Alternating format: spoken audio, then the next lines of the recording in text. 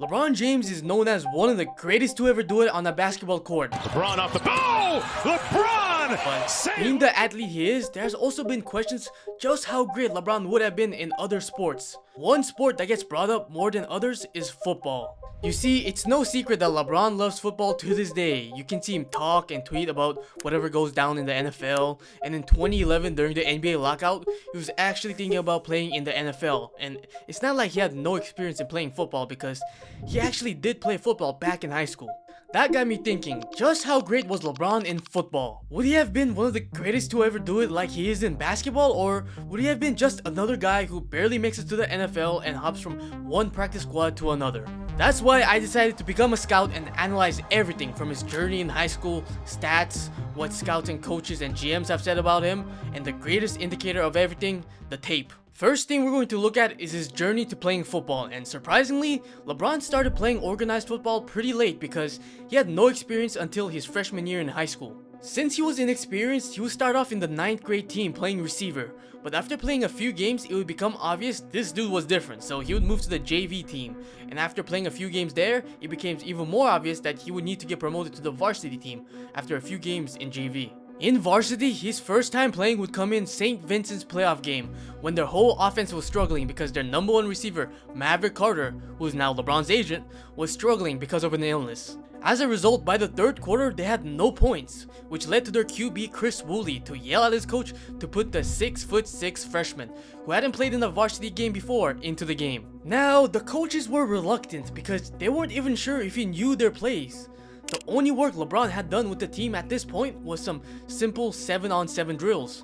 Chris, though, unlike the coaches, knew what kind of an athletic freak LeBron was, because just a few weeks earlier when Chris was walking behind LeBron in the school's gym, LeBron would just nonchalantly grab a volleyball and take off for a 360 dunk a foot past the foul line. So it would be Chris who would end up winning the argument, and just like that, LeBron would make his varsity debut. The team would keep their plays very easy for LeBron, and the only two routes LeBron would have to run would be fade routes and screens.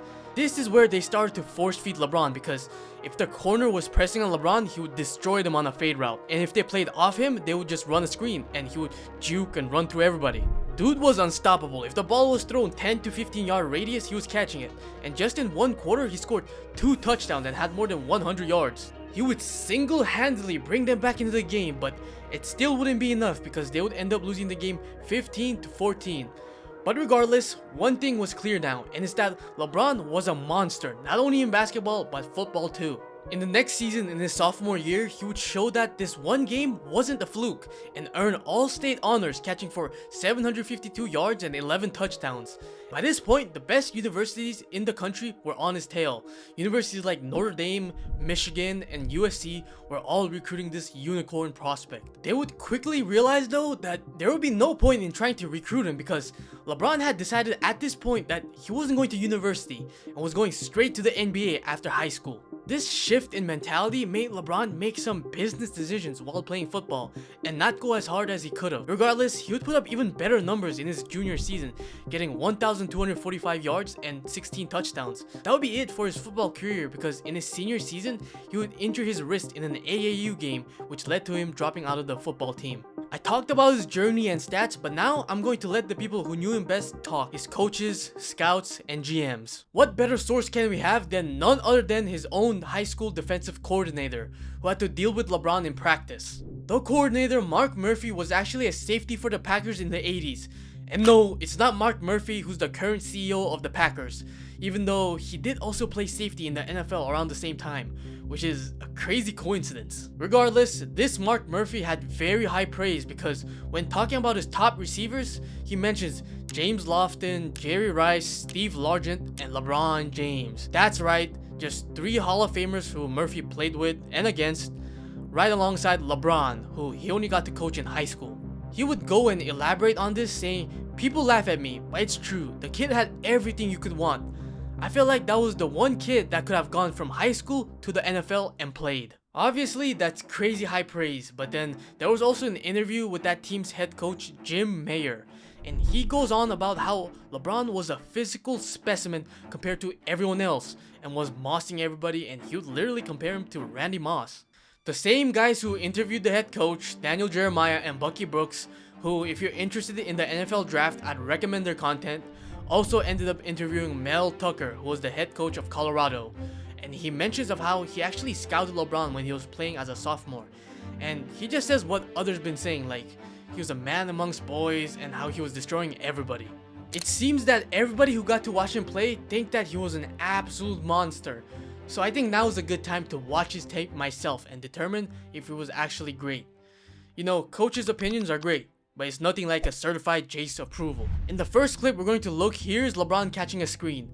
And we're going to ignore the throw for now, but keep it in the back of your head because it's going to come up again. Getting it back into the clip, he catches the football, jukes out one defender, shrugs off another defender, then jukes out another, and then it takes 4 defenders to tackle him. With this clip alone, I'm seeing shades of Deebo Samuel. Not this season Deebo, because fuck him, he cost me my dynasty season.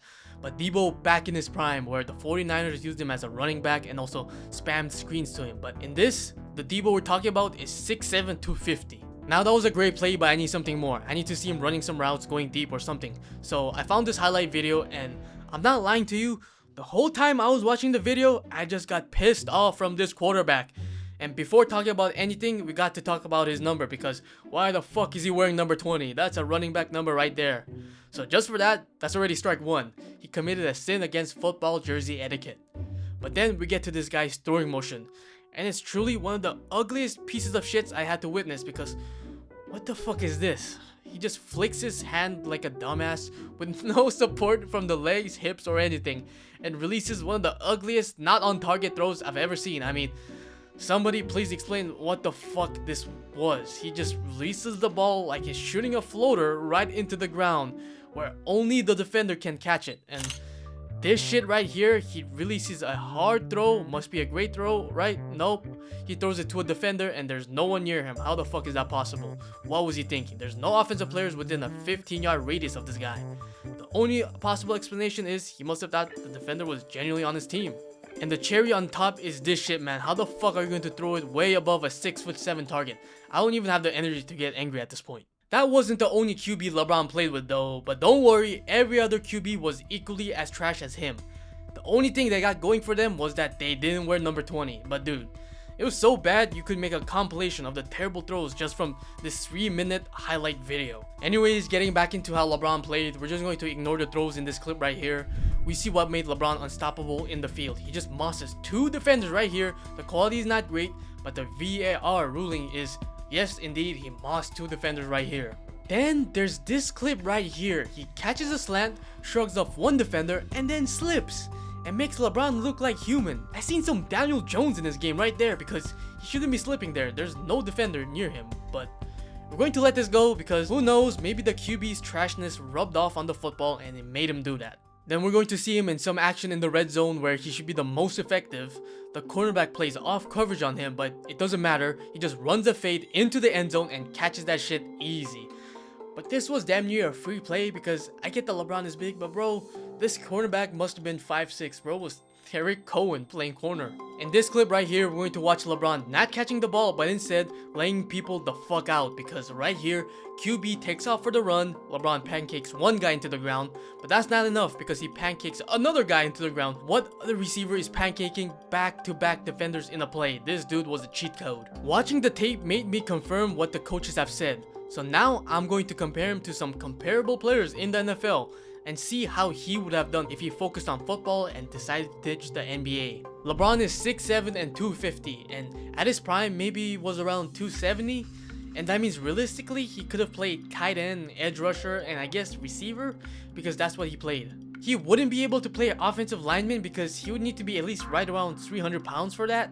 And also, I just can't imagine LeBron at O-line. I mean, taking that athleticism and sticking it on O-line, I don't know. In edge rushers, well, he could have played if he started practicing. We don't have any footage of him playing that position, so we're going to analyze the 2 positions that he would have most likely played: tight end and wide receiver. Tight end is probably the position that LeBron would have the most success in, because his size is a bit more common in that position than receiver, and it's a position that prioritizes athletes. Athletic players in other positions who are ass usually get told to move to tight end. Tim Tebow tried to come back in the NFL playing tight end right after 6 years of not playing football, And in the previous draft, Sam Hartman and Joe Milton were considered to have no future at quarterback, so there were scouts that wanted them at tight end.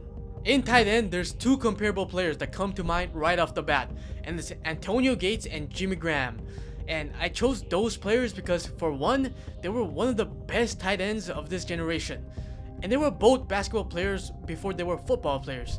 Jimmy Graham didn't play football until his 5th year in college, and Antonio Gates chose basketball over football in university and started playing football again after university when he realized he had no chance at playing in the NBA. We can compare their physicals, and Jimmy Graham is 6'6", while LeBron is at 6'7", and Antonio Gates is 6'4". While Jimmy Graham is the heaviest at 265, with Antonio Gates coming in at 260 and LeBron at 250. Their builds are pretty similar except for the fact that Antonio Gates is considerably shorter than both of them, and LeBron is a bit lighter than both, but if he played football, he probably could have got his weight up around their range. Then we can look at their athleticism. I'm pretty sure LeBron would easily be considered the best athlete of the three, but let's take a look at the numbers. Jimmy Graham ran a 4.56 40, while LeBron and Antonio Gates didn't run a 40, but there's also reports that they probably both would have ran around the 4.5, so everybody is around the 4.5 range. Then we can look at the vertical jumps, and this is where LeBron really gets the advantage. Now, there's no official vertical jump numbers for LeBron either, but Google says 44 inches. And then Antonio Gates at 39.5 inches, and Jimmy Graham at 38.5 inches. Looking at the plain numbers, they might seem pretty comparable, with LeBron getting a big advantage in his vertical, but we also got to look at the context clues, and it's that Jimmy Graham and Antonio Gates only quit playing basketball because they were considered either too little or not athletic enough to play the sport, while LeBron, we all know what he accomplished. Then we can look at the basketball IQ of LeBron, and I'm sure that would have translated into the football field perfectly. I mean, see this shit right here. Bro has photographic memory. Switched out on AD, and two guys went to AD, so Kawhi went directly to James. James drove the baseline and threw it to CP in the corner, and then CP drove middle, kicked it back to me, and they were scrambled defense. There's also the argument, how would LeBron take a hit? Or he'll be too injury prone. But that shit doesn't make sense because the guys I mentioned are all around the same size as LeBron. And LeBron is one of the most durable players in NBA history. Dude is still doing his thing at 40. I know NFL is more physical than NBA and all that, but Jimmy Graham and Antonio Gates were basketball players who turned to football and took hits just fine. When you see what LeBron was doing in high school and know the athlete he is, it's hard to say he wouldn't have been one of, if not the greatest tight end ever, especially if he started playing in high school and kept going hard through college. Who knows what he could have done, but if I had to put my money on it, LeBron would have been better than any tight end there ever was. Better than Gronk, Kelsey, Ditka, I don't care who you name. If I had to put my money on it, he would have been better than them. Then there's the conversation around receiver, a position he played in high school. And if we're talking about receivers, we got to compare him to big bully type of receivers. The type of ones who would just jump over cornerbacks and snatch their chains. And there's no better two names than Calvin Johnson and Randy Moss. Both these receivers were menaces on the field and were damn near unstoppable, especially in a goal ball or red zone type of situations, and just all around are considered one of the greatest to ever do it, so it's a big deal being compared to them. We saw in the tape that LeBron also did some big boy type of plays in the end zone and deep routes, in terms of mossing his cornerback like they did, and if we look at their height and weight, we can see why it was so easy for them. LeBron is 6'7", 250, while Calvin Johnson is 6'5", 239, and Randy Moss is 6'4", 210. So even in terms of these huge receivers, LeBron is bigger than them by a good bit. Though they are not as big, Calvin Johnson and Randy Moss make up ground by being faster than LeBron, because Calvin Johnson ran a 4.35 and Randy Moss ran a ridiculous 4.25, while LeBron ran a 4.540. And then we look at their vertical jump, and they go toe to toe with LeBron, as LeBron's vertical is reported to be around 44 inches, while Calvin Johnson's vertical was 42.5 inches, while Randy Moss's was 47 inches. I mean, talk about an unreal athlete. Now that we compared their physicals, it seems like LeBron is clearly the bigger but slower athlete while having around the same vertical jump. So while LeBron might have not been able to run past cornerbacks like they did, he also would have been a whole lot harder to press and guard the jump ball. Besides the physicals though, we got to look at one key factor, and it's LeBron's personality, because as we know, LeBron is one of the most competitive and driven athletes there ever was.